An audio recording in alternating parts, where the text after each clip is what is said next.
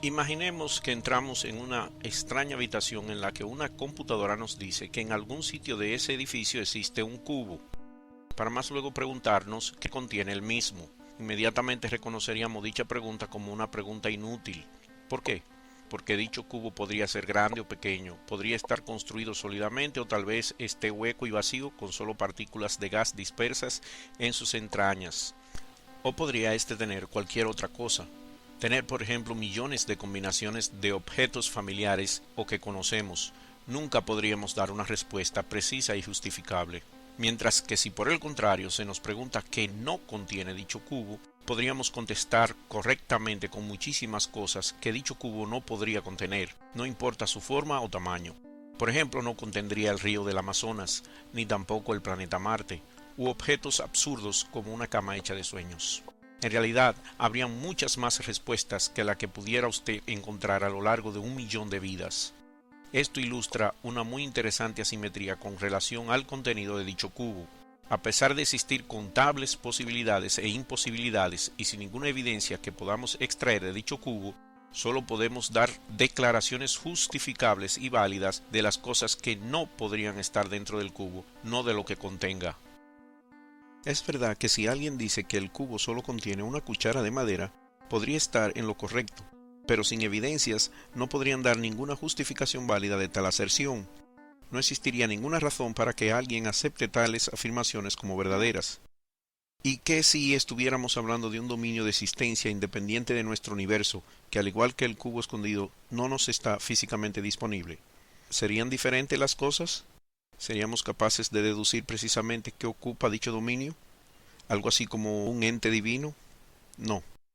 Aquí existen las mismas asimetrías mencionadas antes. Veamos. Incontables entes divinos podrían existir independientemente de nuestro universo.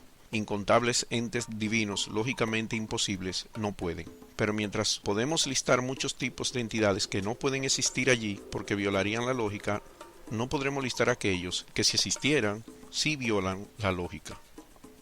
Cualquier intento de argumentar que un ser divino específico existe en un dominio inaccesible de la realidad es un intento de argumentar para lo imposible o lo desconocido. La lógica por sí sola puede refutar seres divinos imposibles, pero no puede demostrar cómo seres divinos posibles existen sin evidencia. Si no se puede en ningún momento proveer evidencias que sean verificables y medibles de la existencia de este ente en específico que usted aclama que existe, todos los argumentos del mundo no establecerán su aserción como factual. Es esta una razón por la cual, a seguidas que cualquiera afirme que tiene un argumento lógico que requiere la existencia de un creador personal de nuestro universo, sabremos que es una falacia porque falla a un nivel básico en entender lo necesario para dejar establecido tal afirmación de existencia. Es solo cuestión de identificar dónde se cometió el error lógico.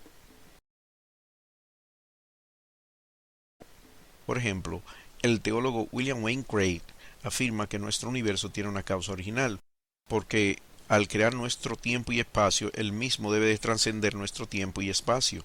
Que trascienda nuestro tiempo y espacio no significa que trascienda todos los espacios y los tiempos, pero su aserción de que esta causa no temporal y no espacial debe de ser una mente invariable e incorpórea está más seriamente defectuosa. Una mente invariable no está funcionando. Por definición, las mentes y creaciones como propósito dependen del cambio. El creador invariable del Sr. Craig es una entidad autocontradictoria, por ende pertenece a la categoría de lo que es lógicamente imposible.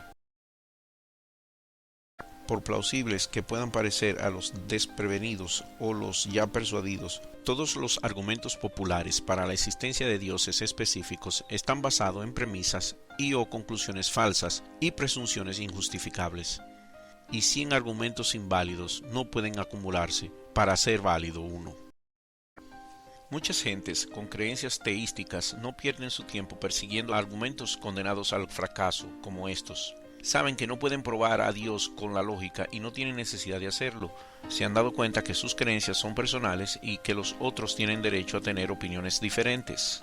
Pero cuando no están tan dispuestos a respetar la diferencia, Cuando están dispuestos a menospreciar y desacreditar e intentan crear desventajas contra los que no comparten sus creencias, no deberían de sorprenderle que aquellos a quienes quieren oprimir objeten esta actitud irrazonable y denuncien los argumentos fallidos que le pseudo justifican.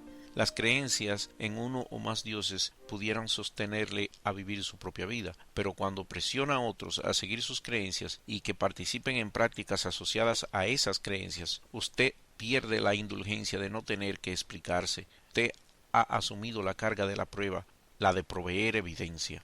Y ciertas formas de pensar que parecían aceptables para justificar sus creencias para usted mismo son simplemente inválidas cuando trata de establecer estas aserciones de existencia a otras personas, no importa cuán vehementemente las exprese. Usted no puede acosar o abusar de otros y luego esconderse detrás de la fe cuando sea cuestionado sobre tal actitud.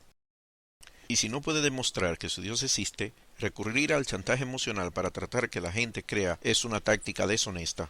Cuando aquellos que no creen en Dios demuestran que las afirmaciones teísticas son inválidas, muchas veces se les dice que estás tratando de probar que Dios no existe, cuando en realidad lo que uno hace es exponer razonamientos fallidos y alentar la honestidad intelectual. Es entendible que cuando a alguien le demuestran incorrectas sus aclamaciones, se puede sentir incómodo, y el uso de maniobras distractivas se hace muy plausible para salirse de la vergüenza de tener que admitir sus errores. Pero al demostrar que aquellas afirmaciones de la existencia de Dios son falaces, solo estamos enseñándoles a aquellos que afirman tales cosas que las mismas no se pueden imponer. Con relación a la cuestión de definir las entidades divinas, es cuando los problemas empiezan a aparecer. Tan pronto como defina cualquier Dios, usted debe justificar por qué lo definió de tal forma, dando razones válidas para cada cualidad que le atribuya a dicho Dios. Muchos de los que se dan cuenta que no pueden justificar ninguna definición en particular, tratan de evitarlas por completo, pero sin definición no existe concepto adecuado para creer en ello. Y he aquí el obstáculo insalvable, cuando se le pide que definan el Dios que dicen existe. A medida que las definiciones divinas se hacen más específicas, sus postuladores tienen más que justificar. Las fallas en su lógica se hacen más numerosas y sus argumentos se hacen fáciles de refutar. Si por el contrario sus definiciones se hacen más vagas, las entidades que proponen dejan de tener toda relevancia práctica. Irónicamente, la forma de cómo mucha gente define su Dios significa que aún no teniendo ningún apoyo lógico, tampoco poseen evidencia a su favor. Por ejemplo, tan pronto menciona que el Dios X no es un Dios físico, está proponiendo un Dios que no puede ser cuantificado, comprobado o percibido, aún en principio. Literalmente no tiene nada con lo que pueda avanzar. Cuando tratan de justificar entidades no físicas, la gente a menudo señala que no podemos ver el viento, sin embargo está ahí. Este tipo de argumento es deficiente. Sabemos que el viento está ahí porque sabemos que es físico. No solo podemos medirlo y percibirlo directamente por nuestro sentido del tacto, este también nos puede derribar e incluso destruir edificios. Las fuerzas físicas que el viento ejerce no pudieran ser menos dramáticas. En realidad utilizamos dicha fuerza para generar electricidad. En contraste, no está ni siquiera claro lo que un ser sin ninguna característica física concebible significa. Aun cuando proponga una entidad que tiene una forma diferente de existencia física, haciéndolo indetectable para los seres humanos, tendría serios problemas explicando cómo puede usted saber que esa entidad está ahí. Algunos afirman que la existencia de dioses particulares puede ser demostrada, que sus poderes se pueden manifestar de manera física y que estas manifestaciones físicas cuentan como evidencia a favor de su existencia. Pero aunque seamos testigos de algún evento que genuinamente reta nuestro entendimiento, eso no justificaría la agencia de ninguna divinidad específica. Como mucho, indicaría poder, inteligencia y o tecnología que es desconocida en su cantidad o en su naturaleza. Imagínese un grupo de personas que no estén familiarizadas con la tecnología electrónica, engañados a ver un escenario preparado para esto, en donde se le enseña a un hombre que se convierte en león utilizando animación por computadora. Si esas personas piensan que han visto evidencia de magia divina, sabemos que dicha conclusión es falsa y que se debe completamente a una ilusión tecnológica más avanzada de la que ellos conocen. De la misma forma, si usted llega a ser testigo de algo genuinamente maravilloso como un arreglo de estrellas que escribe una palabra en el firmamento, usted no posee ninguna evidencia para sacar conclusión alguna sobre este fenómeno que experimenta. Puede ser que su cerebro está siendo dirigido por algún alienígena o que por el contrario esté teniendo un episodio de locura alejado de la realidad. Tenemos prueba que los cerebros pueden conjurar mundos bien detallados en nuestros sueños y que hay disfunciones que nos hacen alucinar. Si algún tipo de inteligencia es la responsable, entonces cualquier ente con la habilidad de manipular la materia física o nuestra percepción de la misma puede fácilmente disfrazarse para que nunca estemos seguros de su identidad. Con cerebros tan falibles y con tecnología limitada, un espectáculo como este simplemente estaría más allá de la medida de lo que podemos poseer o investigar. ¿Pudieran existir formas de vida con una inteligencia y poder vastamente superior a nuestro alcance actual de percepción y tecnología? Ciertamente. Pero aunque encontráramos evidencia de tal inteligencia y poder, eso todavía no constituiría evidencia de un Dios en específico.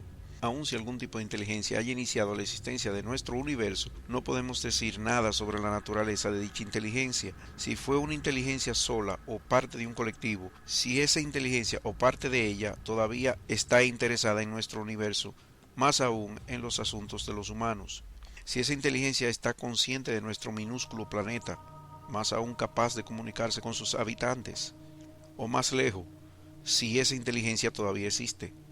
Cuando usted revisa de manera imparcial una afirmación, por ejemplo, de que un creador divino del universo en la actualidad observa y juzga cada vida humana, los niveles de asunciones injustificables necesarios para hacer tal afirmación se hacen crudamente aparentes. Uno estaría no menos justificado en proponer una raza de alienígenas que crearon el universo con una máquina avanzada destruyéndose a sí mismos en el proceso.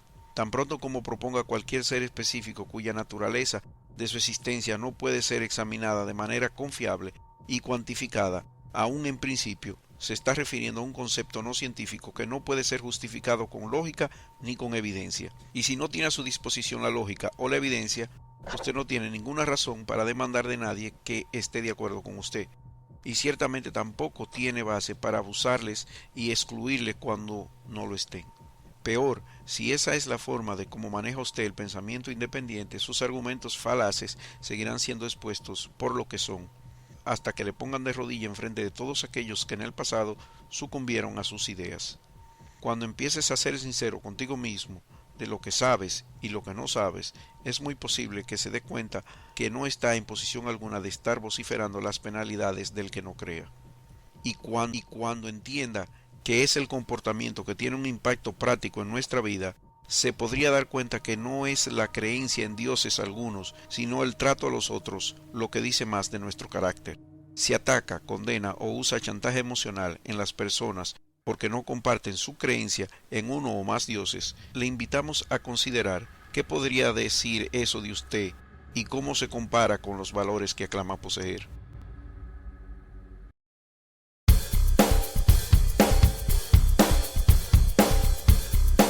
Lo que ignora parece magnífico.